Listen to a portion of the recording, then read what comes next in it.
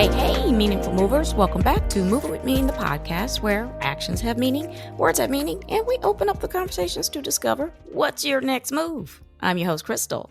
Season 3. Okay, now, let me tell you about growth. That's what this podcast is not only about, but what it is doing. I mean, I have so many episodes lined up, changes both personally and professionally, and a heap of new business development. But hold up, we'll get to all of that in a moment. You know how we do. Let's reveal the word for today's episode. Here we go. The word of the day is accountability. This is the state or degree of quality for one's willingness to accept responsibility and account for their actions. This is for all good and bad decisions and behaviors, mind you. We always want to take credit for anything and everything that yields good fruit, to the point where we will manufacture reality to link ourselves to it. I think for me, I'm the reverse. It's so much easier for me to accept responsibility for negative results. Maybe because I like coming from behind or finding resolutions. I mean, in basketball, I played my best off the bench than as a starter. Well, here we go into the kickoff of season 3. Okay, so let's talk about a little bit of things that happened during the season break. I usually do a few episodes for between the seasons, but your girl here has just been a busy bee. Tons of opportunities and tons of growth. So I left off in the season 2 close that I had some speaking engagements coming up, TV show announcement, some PR work, etc. Indeed, I did and am doing all of those things. So up first, the speaking engagements. I had 2 that happened in March of 2025. The first was at the CXO 2.0 conference in Las Vegas at the beginning of the month. I received the Trendmakers Award and spoke on 2 panels. That was so awesome. I got to connect with other professionals who share the same principles and experiences I do. Now, the second one was at the end of the month, which was a virtual speaking engagement, and this one was for the Women in Leadership Summit. This one really sealed the deal for me as a TED Talker and facilitator. This consisted of me doing a quick TED Talk style speech and then followed up with my workshop. So I've always known I can speak and run a learning session. I've just known it. I've been doing it at the companies I work for since 2017. But it's long been a goal of mine to create workshops that focused on leadership development, branding, and the like. It's like I needed to be pushed to do it. I wasn't making time for it and made excuses like, oh, I'm behind in my editing. I need to finish my website redesign. Or I need to finish my fantasy sequel. All true, yes. All those things, I scheduled time to dedicate to them. I just never did that for my courses and workshops. Well, I was like, okay, here it goes. And let me tell you, I did it all in 30 minutes and in one take. The workshop is around 50 minutes long with all the time, that you give for the exercises. Now, I'll be uploading that workshop and doing more of those to my website coming soon. In case you were wondering, the name of this particular workshop that I'm talking about here is Curiosity-Driven Leadership, Transforming Mindsets and Behaviors. So stay tuned. Okay, let's keep it moving. The TV show. This is such an empowering opportunity, and to be a part of birthing a positive, informational, and inspiring streaming network, my first season there was, for lack of a better word, epic. I'm serious. That has boosted the reach of my podcast and my brand, so much so that I am having to be more efficient and find some help. So I'm putting together media kits to seek out sponsorships. I'm doing my best to avoid asking my podcast guests from paying a small fee. And this is really because I do all of the production myself, editing, voicing, and all of the demos, reel creation, all of that. So maybe you'll see some commercials or social media posts about any sponsors I have. That'll be pretty awesome, don't you think? Yes, the PR work. Again, I left off in the season 2 close that I've hired a PR company. Well, I'm like 6 months in and they are blazing. I've been featured in like 5 top business publications, which you can see on my website and LinkedIn account. I think I got a podcast tour coming up and some other interviews as well, like a studio event, like in the studio again. So just keep an eye out on any announcements popping up on my social media. Now, I mentioned growth. So you just heard about my professional growth. I'll add one more to that. I was supposed to have all my interviews edited and scheduled during my break.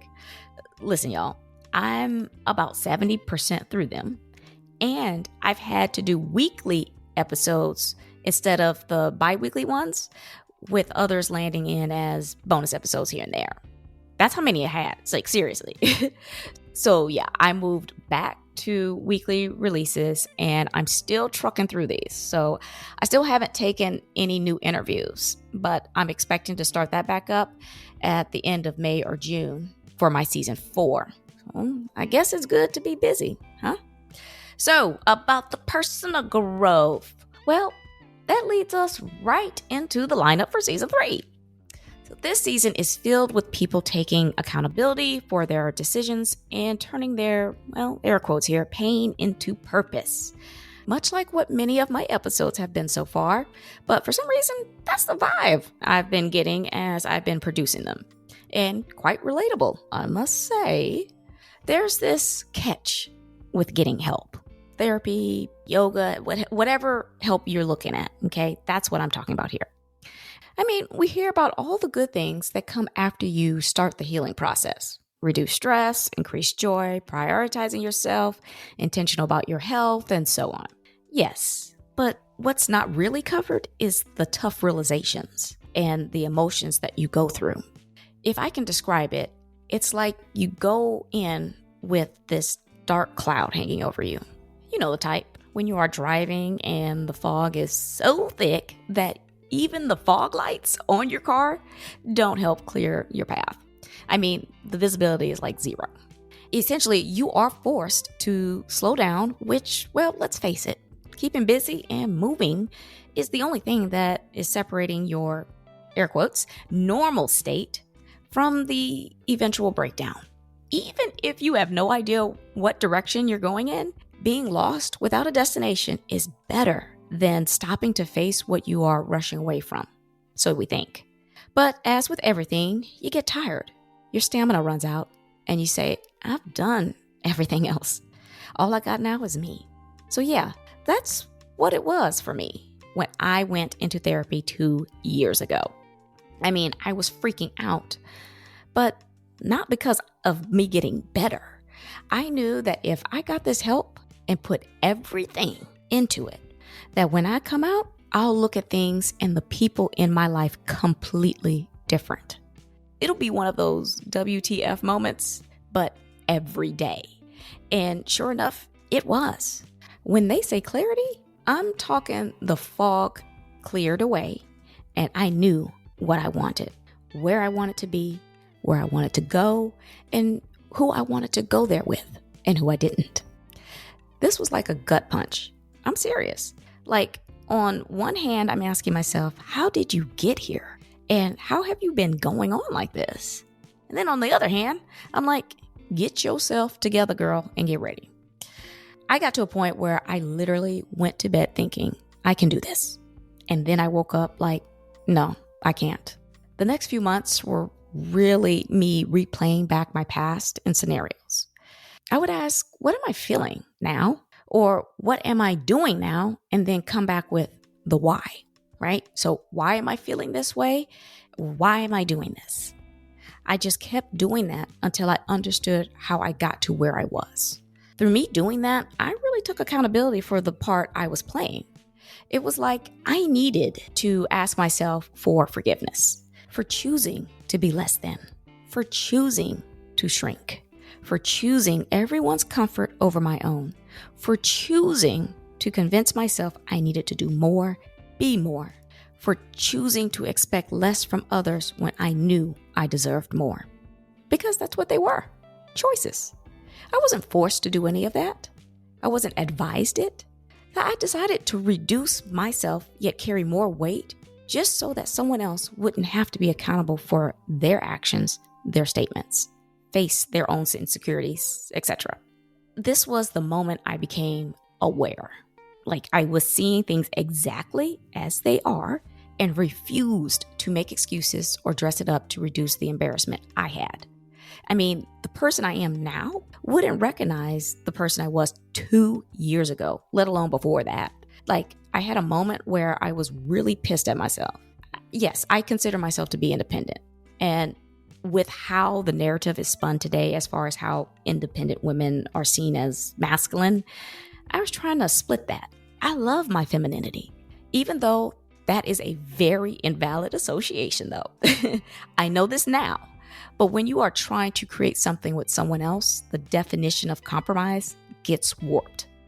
I could recall all these disagreements that seemed small at the time, but for some reason, they stayed with me like echoes.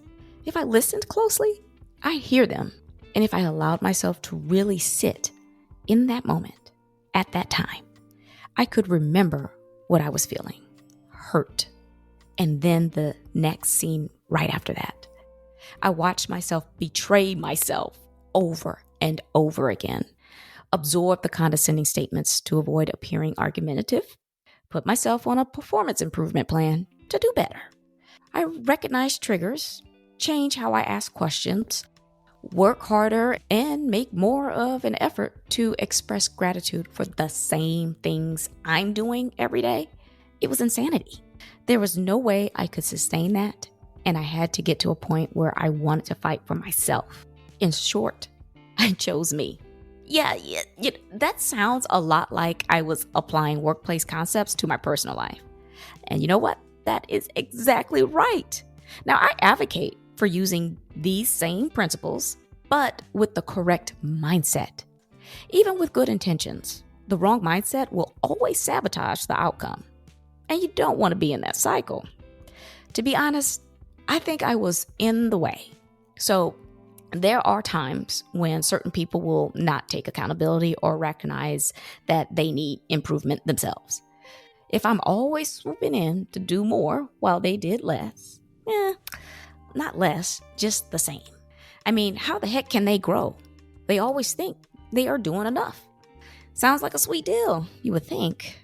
I felt that I was such a mess and a broken person that I didn't want anyone to take on my pain. Although that's exactly what I was doing. I realize that now.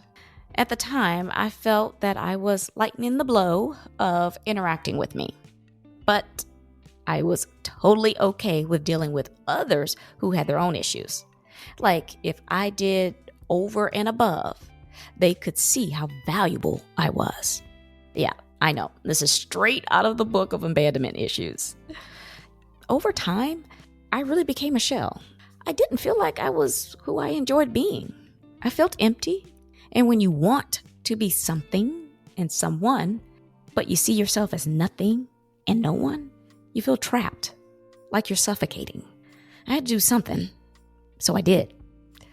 The truth is that these types of decisions are hard, and we will do whatever we can to avoid having to make them until we are forced to choose, either them or me.